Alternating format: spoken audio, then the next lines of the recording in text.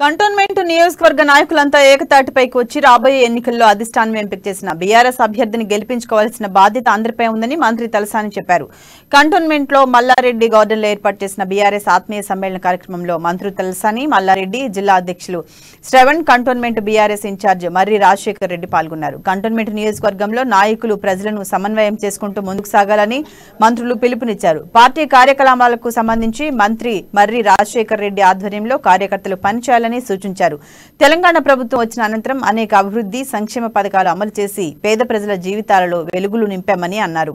Cantonment నియోజకవర్గంలో ఏమైనా సమస్యలుంటే అధిష్టానం దృష్టికి తీసుకొచ్చి పరీక్షించుకోవాలని సూచించారు.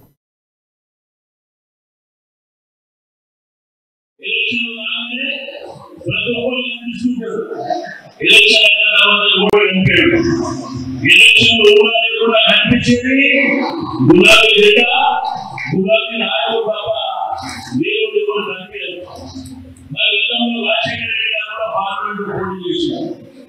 మీరందరూ కష్టపడి మరి ఈ నియోజకవర్గంలో 12,000 మెజార్టీ వచ్చింది. వారికి వేరే కాన్స్టిట్యూన్సీ డిఫరెంట్ కాకుండా మీడియంలో 89,000 మెజార్టీ ఇస్తే వేరే దాని మీద ఆధారపడకుండా ఉంటుందని చెప్పి నేను ఈ సందర్భంగా తెలియజేస్తా ఉన్నాను. మరి అదేవిధంగా కంటోన్మెంట్ ఎన్నికలు కూడా పార్టీ ఎవరు నిర్ణయించినా బ్రహ్మాండమైనటువంటి మెజారిటీతో మరి గెలిపించవలసినటువంటి బాధ్యత ఉంది. అనేకమైనటువంటి పార్టీలు వచ్చినాయి. ఎవరు కూడా మన కోసం ఆలోచన చేయలేదు. మన ప్రభుత్వం వచ్చిన తర్వాతనే బ్రహ్మాండమైనటువంటి రోడ్డు వేసుకున్నాం, డ్రైనేజ్ చేసుకున్నాం, మంచినీటి సౌకర్యం ఇచ్చినాం, 24 గంటల కరెంట్ ఇస్తున్నాం. ఒక ఆడబిడ్డ పెళ్లి 1,00,000 రూపాయలు ప్రభుత్వం ఇస్తుంది. కళ్యాణ కార్యక్రమం మీద, శాంతి కార్యక్రమం మీద, ఇక్కడ చెప్పుకుంటూ